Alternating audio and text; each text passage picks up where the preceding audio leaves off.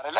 አይ ነው ፊል እንደምታረግ እኮ ባይዘው የተደፋን ውሃ ማፈስ መቻል ትችላለህ። እንደ መሬቱ ይወስኗል። እንትን ነው የኮረኮንች ነው ኮብልስቶን ነው። ሰላም ሰላም፣ ጤና ይስጥልኝ ውድ ተመልካች እንደት ናችሁ? እንግዲህ ዛሬም አዲስ ቪዲዮ እየላችሁ መጥቻለሁ። ላይክ እያረጋችሁ እስቲ አንዳንድ ነገር አብረን እንበል ማለት ነው።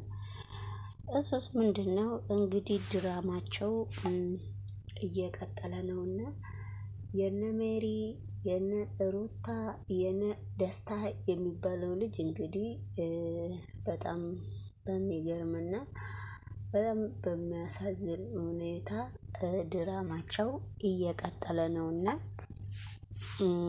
በጣም ከባድ ነው። ምን እየሆኑ እንዳለ እኔ ሊገባኝም አልቻለም።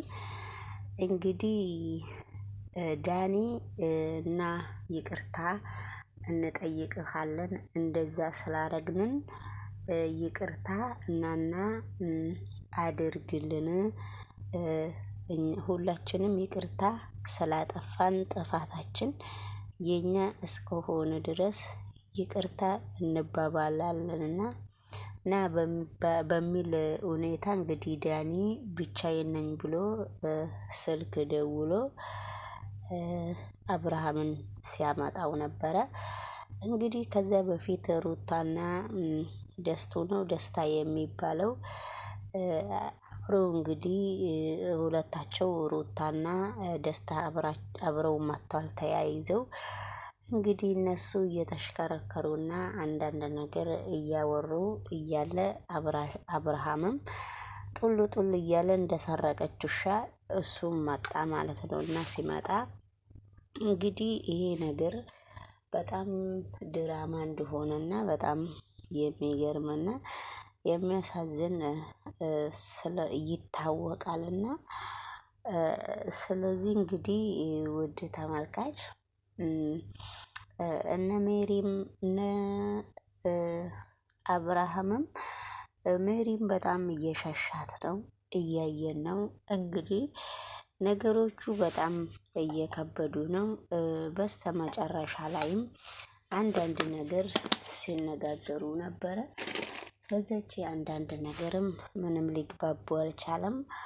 እንግዲህ አብርሃም ደስታ ሩታን እንደሚወዳት እና እንደሚፈላለጉ አርግተው እነሱ እያወሩና እየተጫወቱ ነበረ። ግን በነገራችን ላይ አብርሽ ነገሮቹን አላመነበትም እና እንደዛ ሲያረጋቸው የሆነ ድራማ መሰለው። ልክ እንደሚፈልግ ነገርም አርግቶ መሰለኝ አክቶን እያሳየ ያለው።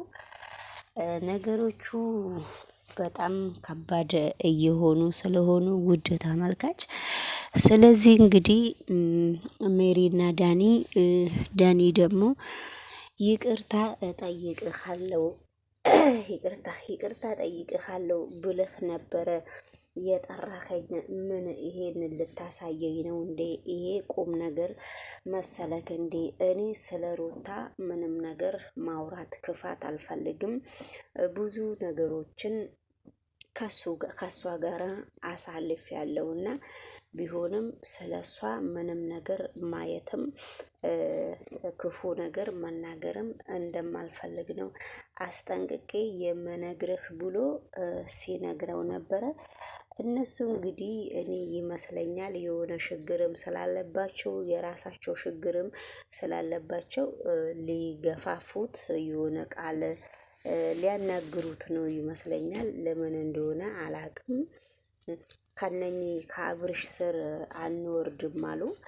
እንግዲህ ውድ ተመልካች ሁላችንም የነሱ ሚዲያ እየተከታተልን እንደሆነ አሁን እንግዲህ መስራትን ጀምሬያለሁ። ነገሮቹ እንግዲህ እንደዚሁ በሚዲያ ላይ እየተባሉ ነውና የከረሙትና ይሄ ነገር ትዳር ማለት ትዳር ከያዙ ቀጥ አድርጎ መያዝ ነው። ካልያዙ ደግሞ በየሶሻል ሚዲያ ማነጋገሪያ ማድረግ ምንም አስፈላጊ ነገር ነው ብዬ እንደራሴ አላስብም። እነሱ ግን መጣላትና እየቀያየሩ ድራማቸውን መስራት ነገሮቹ በጣም ከባድ እያረጉት ነው። እንግዲህ ቢከብዳቸውም ቢቃላቸውም ነገሮቹ ለነሱ ነው እና ለነሱ እስከሆነ ድረስ ሁሉም ነገር ቢከፋቸውም ባይከፋቸውም ጥሩ አደረጉም ጥሩ አላደረጉም ሁሉም ነገር እነሱ ናቸው የሚጠቅሙትና እኛ መመልከት ብቻ ነው። ስለዚህ ትዳር እስከሆነ ድረስ እንደዚህ በቃ በሰላም አንዴ ይሄ ይመጣል፣ አንዴ ያኛው ይመጣል፣ አንዴ ያኛው ይመጣል፣ ብሽሽቅ መጣ። እንግዲህ ወይዘሪት ዝፍዝፍ ሜሪም እየተዘፈዘፈችበት ሁሌ እሷም እንደ ውሻ እየተባረረች ሩታንም ዛሬ ውሻ ታረጋታለች፣ ነገ ደግሞ ሰው ታረጋታለች። ሩታም አትጩይ አትጫጫይ ይላሉ እነሱ። እንግዲህ በአጠቃላይ የራሳቸውን ፊልም በጣም እየቀጠሉ ነው። የሚገርመኝ ነገር ደግሞ እነኚህ ሰዎች ድራማ ባይሆኑ ኖሮ ድራማቸውን እየሰሩ ባይሆኑ ኖሮ ነገር ግን ለምንድን ነው ቪዲዮ አሁን ካሜራ የያዘው ማን ነው? ዳኒ ነው አይደለ? ዳኒ መፖሰት አለበት እሱ ወይ አብርሽ ነው? እነኚህ ሰዎች ንግዳቸውን እየቀጠሉ ነው።